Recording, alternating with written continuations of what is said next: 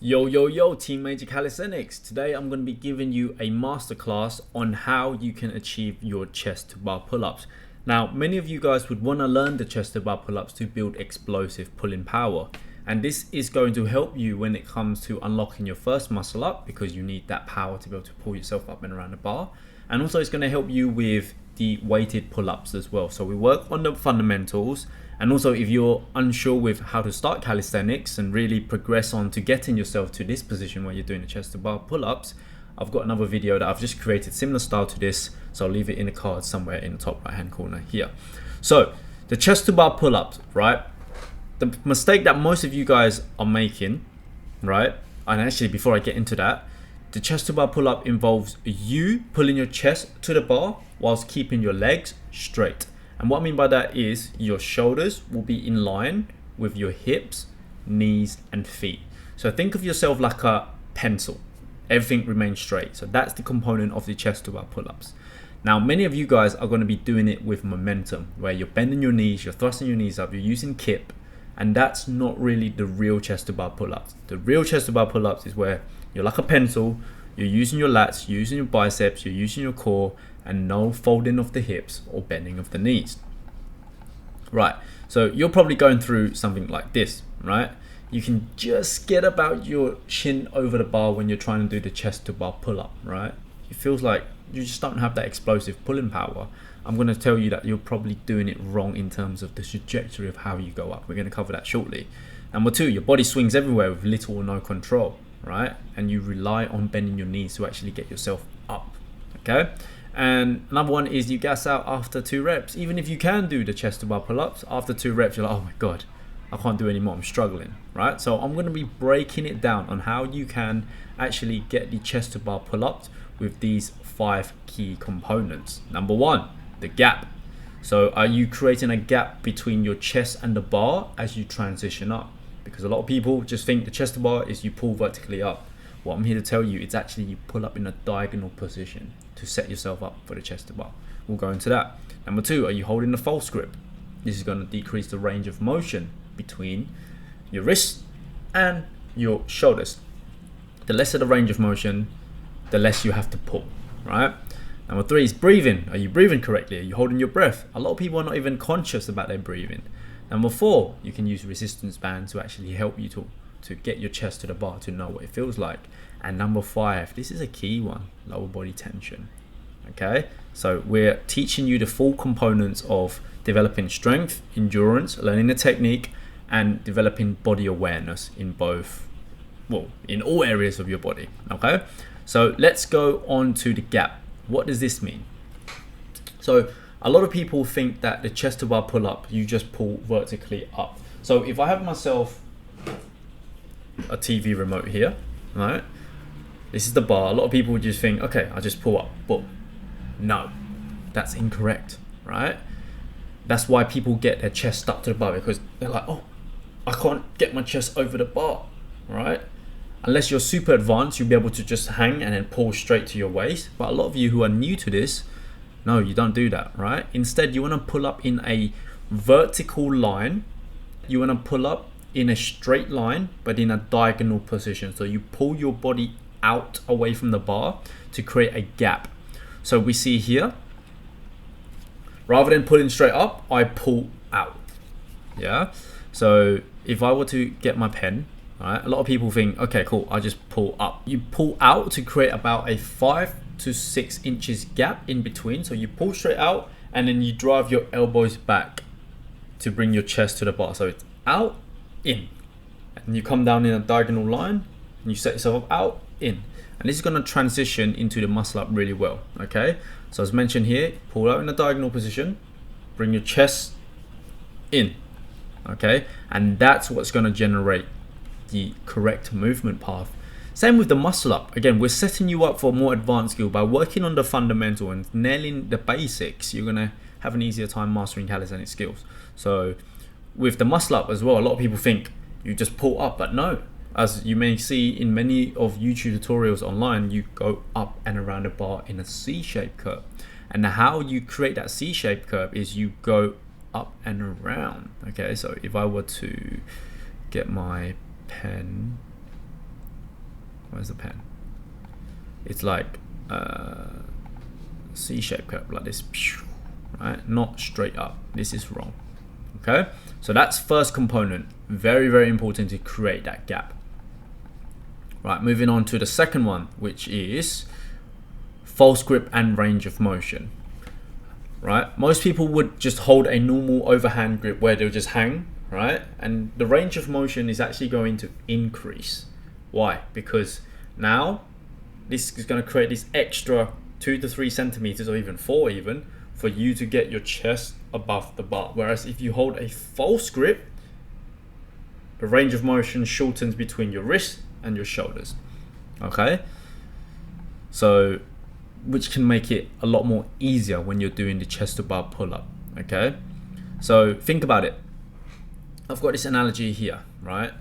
When someone who is in a beginner's position where they're trying to get their first pull-up, they're like, oh, I only need to pull up a little bit more so that my chin will go over the bar. If they were to hold that false grip, yes, it's going to be harder, but they could actually get it over the top because the range of motion goes from here to decreasing. Okay, so one simple fix is to hold a mini false grip where you rotate your wrist forward whilst gripping onto the bar, so that way your knuckles are facing in front of you rather than up towards the ceiling. So many of you guys are doing your false grip pull-ups. So many of you guys are doing your pull-ups like this. Can you see? All right, knuckles facing up. Well, I'm here to tell you otherwise, which is to hold a mini false grip. You rotate your wrist. You see how you can see my knuckles facing forward, whereas this is facing up.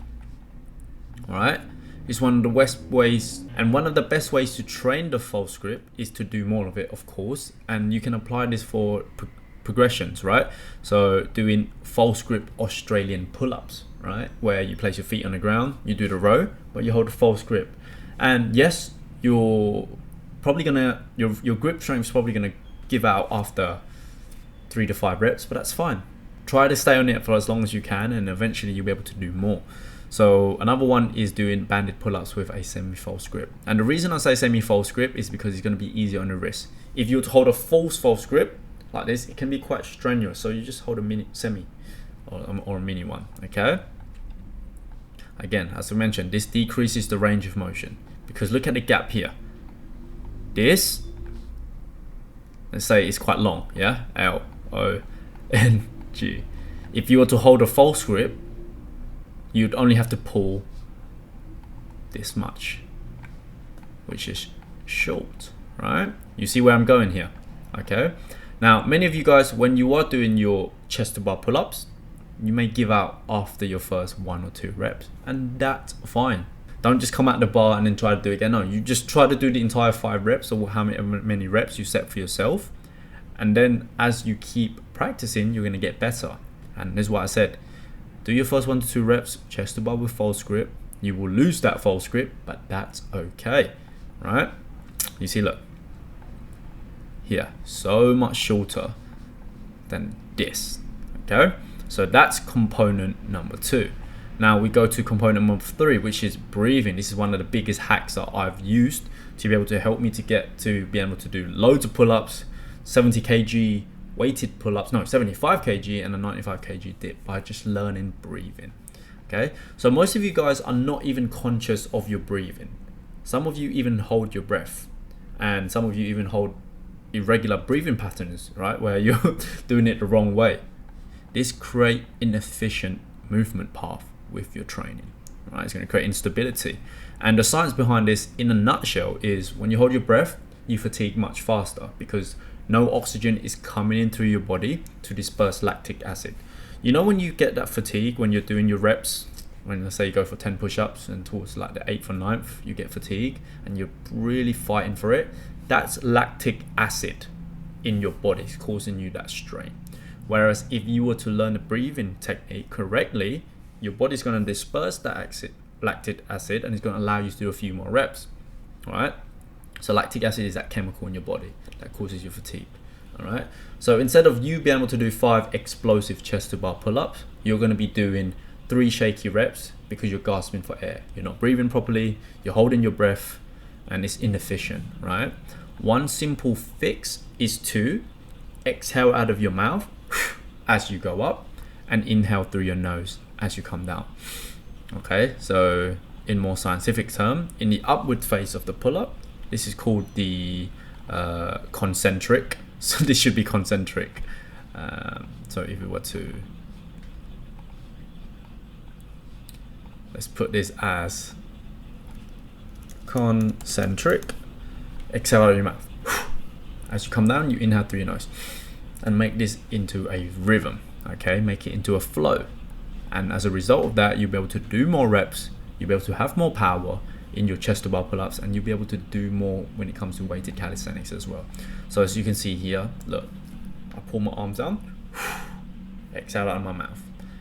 As I go up, exhale. As I go down, inhale through your nose. Make this into a flow. So you see that?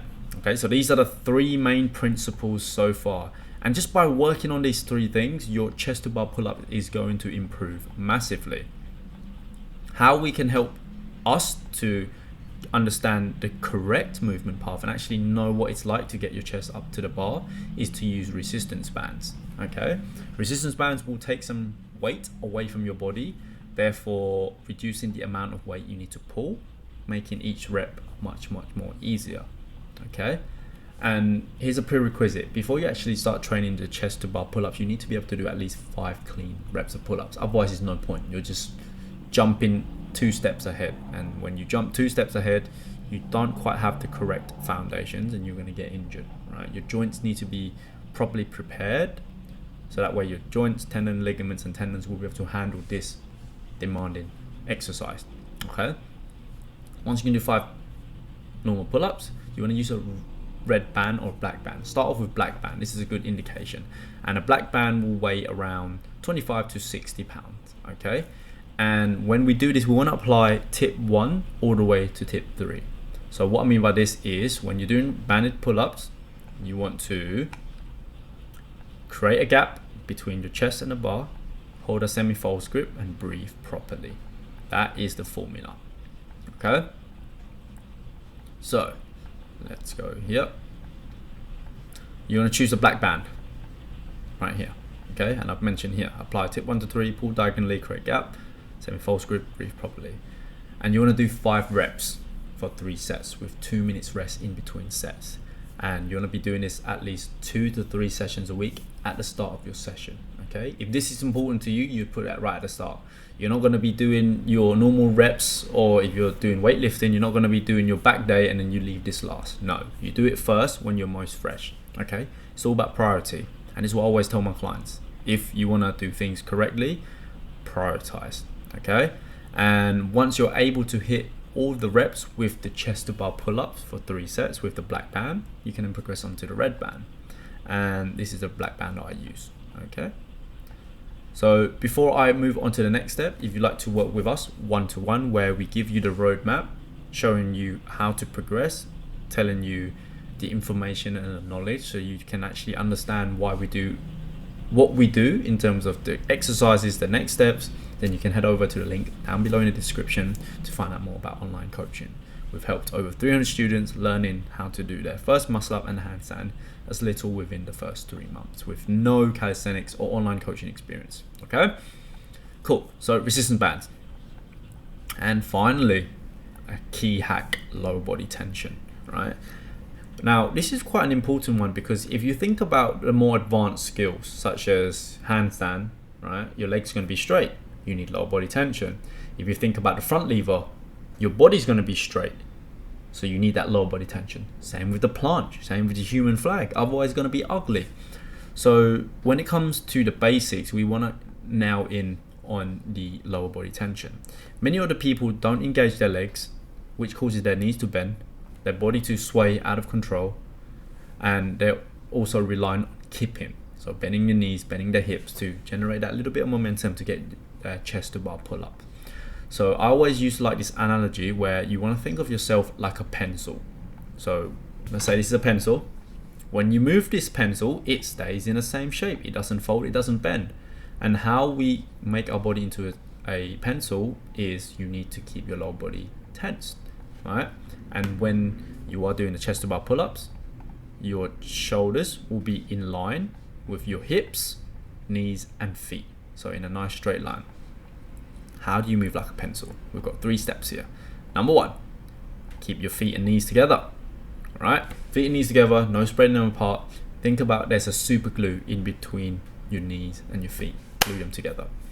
Number 2 is you squeeze your quadriceps and hamstrings. This will create your knees to lock out. And number 3, this is a hidden gem. You point your toes away from you towards the ground. This is going to engage your hamstrings and your calves, again helping with locking your knees out. Okay, so this is pretty much the formula for unlocking your chest to bar pull-ups. So remember, okay, creating a gap 5 to 6 inches between your chest and the bar. Hold that false grip, breathe properly, use resistance band and have that full body tension. Okay, and we dive into all of these components within the Major Calisthenics CaliShred program. So if you enjoyed what you see, you found value in this, we'd highly appreciate if you could hit the thumbs up, consider pressing the subscribe button so that way you can come back for more videos like this. We're going to be posting lots of valuable content similar style to this so you can actually understand why. Okay, and we're going to be showing you how you can program into your training as well. And as I've mentioned, if you'd like to work with us one-to-one, head over to the link down below in the description box to find out more about online coaching. Thank you so much for watching. Catch you in the next episode.